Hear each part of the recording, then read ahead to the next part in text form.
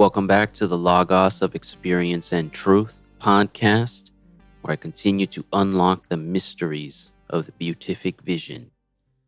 I'm still running through my mind the why, the reasons why, studying, learning, understanding, and thinking more deeply on each of those aspects to spirituality or religion, and especially in thinking about them in a practical way.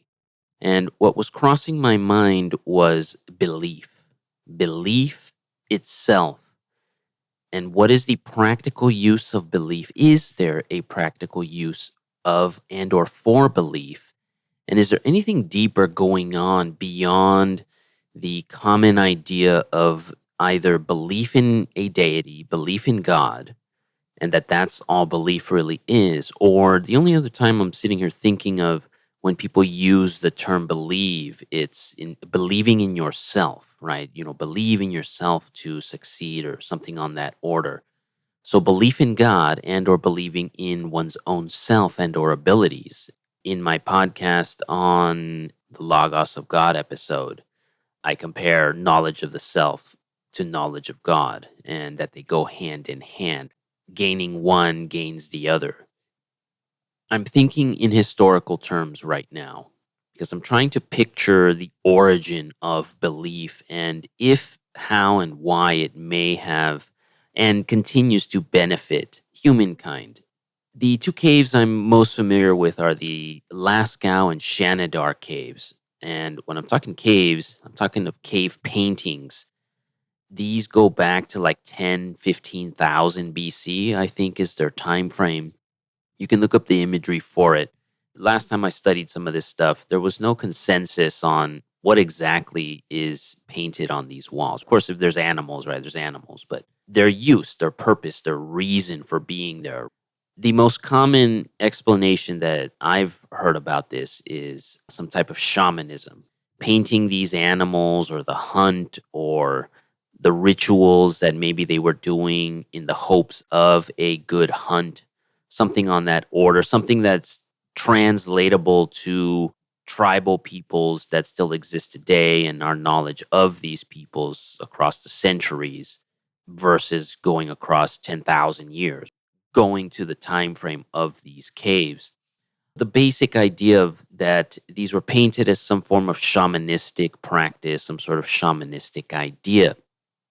But if we look at the basic concept of that, let's just assume that that's what they were doing. That somehow painting this on the walls beyond just some type of memory, that it's some type of a shamanistic idea or practice, that by painting this on the wall and either focusing on it or praying on it in some manner or doing some kind of ritual with the image of it in the cave will somehow produce the effect in reality of these animals showing up in some way, or the spear hitting them or the arrow hitting them in some way that will cause them to have a good hunt. All of that is belief. That's entirely belief. Let's go a little bit further into this.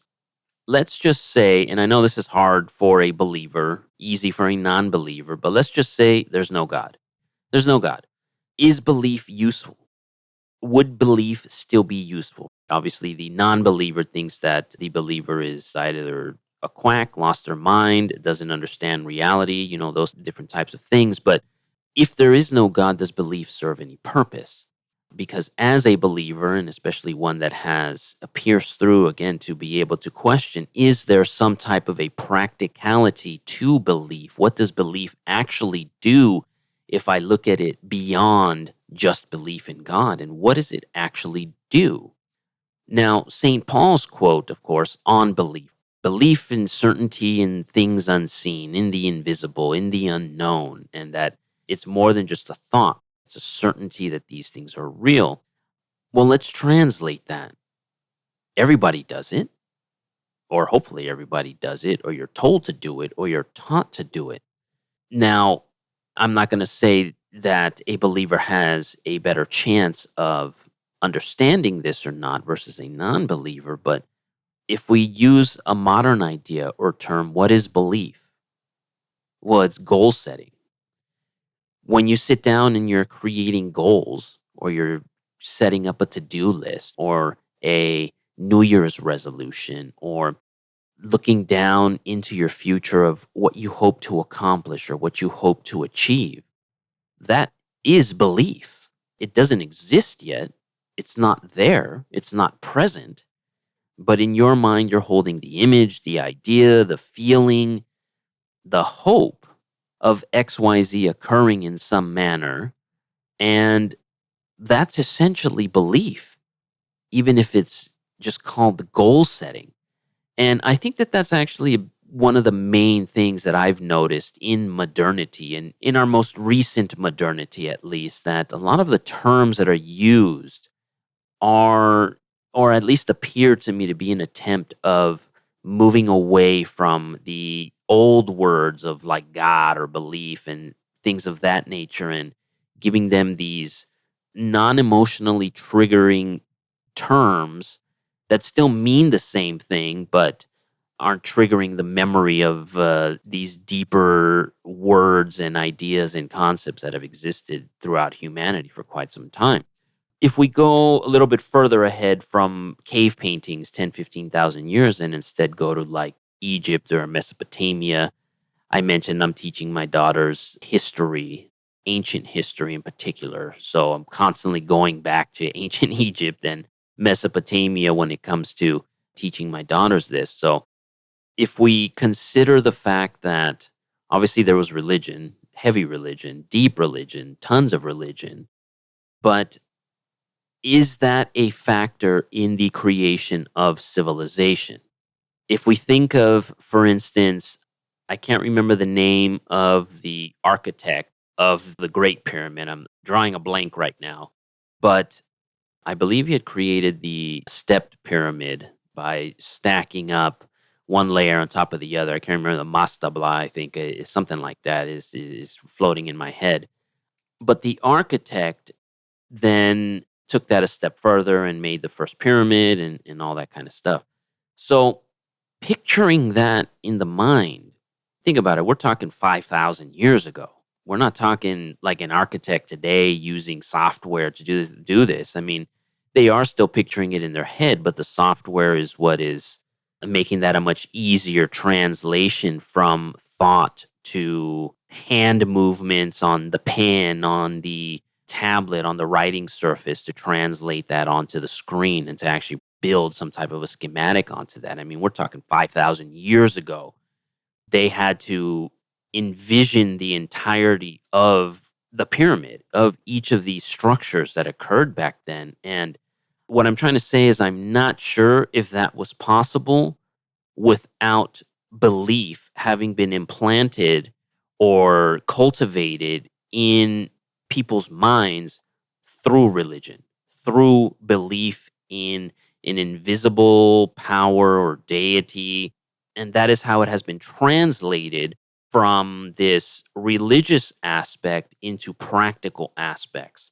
Because having to sit there and envision and picture something, and I'm even using those modern terms. I'm not saying believing that a pyramid can be built. I'm already conditioned to describe it as envisioning, as goal setting, as picturing in your mind, as setting a plan for this. But the end point is still the thing that is being believed in, that each of these steps that I want to take will bring me towards.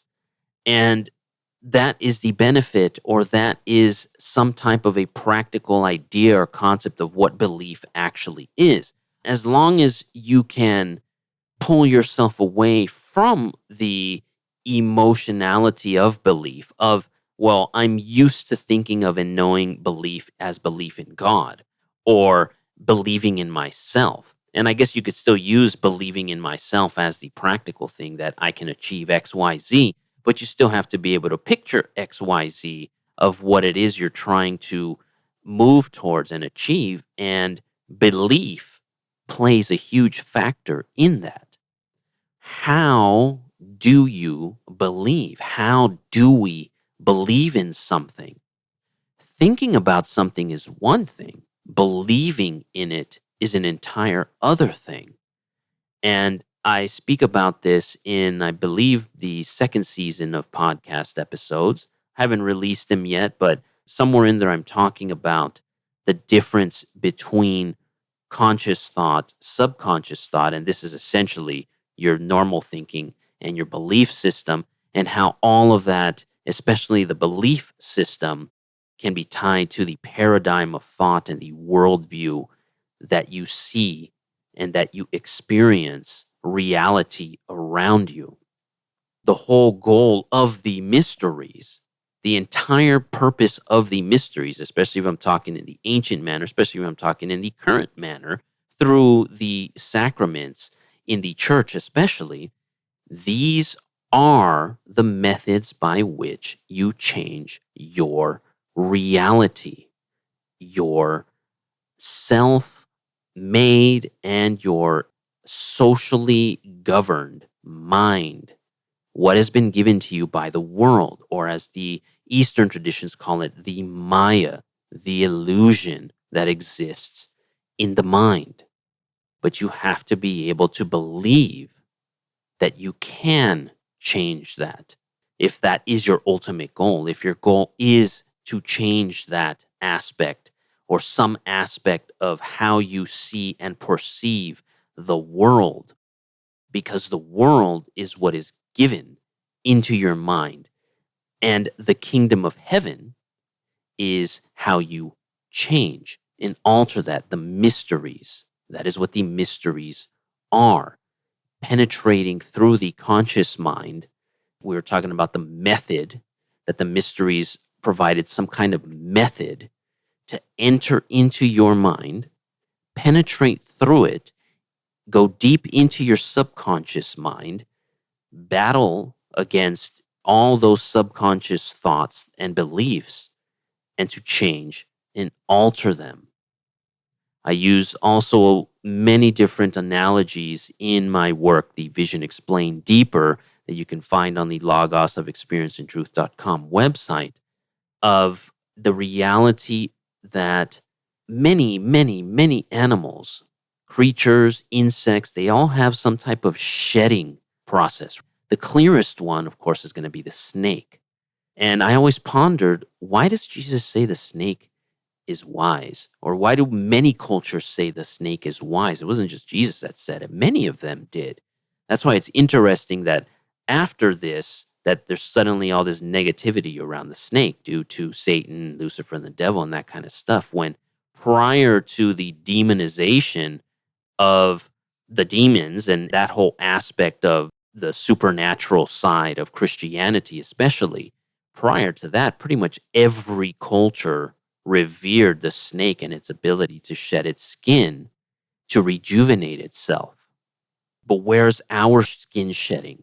What is it that we need to shed to renew, regenerate, rebirth ourselves?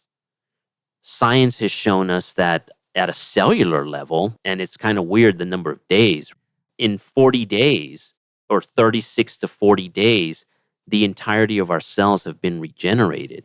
Or the layer of, I can't remember the specifics of it, but it's something tied to the biblical number of 40 days, which was very interesting when I saw that. You could look that up. I can't remember the exact thing, but there is something with the number of days that it takes for the cells to regenerate. Even though that does occur with our bodies, and even though we are essentially regenerated physically, pretty much moment by moment, since our cells are never static, they're constantly in flux. But the mind, how does one change the mind? Something that you think, something that was ingrained in your head as a kid, how do you change that? I've already used the term in other episodes of mental alchemy. That is what the true alchemy is. How do you convert some mental quality of lead, a bad thing, a horrible thing in your mind, memory, feelings? How do you convert that into spiritual gold? That is mental transmutation. That is the true alchemy. And that is what belief brings. That is what the mysteries provide, the path, the steps to be able to accomplish this. So there is definitely a practical use for belief as long as you can disentangle yourself from just the sole idea of believing in God or believing in yourself. What does belief actually do? Well, if you've already trained yourself to believe in an invisible God, and again, we're still saying that God doesn't exist. Let's just say God doesn't exist. If you believe in this invisible thing that doesn't exist, well, then you are most qualified and you've already trained your mind to be able to believe in something that is not there and to create steps to move towards it. Most of these types of things were developed through the mysteries throughout all of history. And again, as I said in a different one, this is why they were the possession of the elite in the past. And another of the reasons why it is beneficial to learn them because they were the possessions of the elite, but now they are available to all, especially since the internet in modern times. So having access to these is an intense blessing. So I'll leave this at that. Practical reasons for belief itself, of what belief itself is, and the practice of believing is gained by believing in God. And we'll get back to this. And I've mentioned in another podcast as well that this is tied to why the prophets constantly said, believe in God first, and then all else comes to you. Most clearly seen in Solomon, that he asks for wisdom, but then wisdom tells him he will receive all else because of it. So I'll leave you at that. Until next time.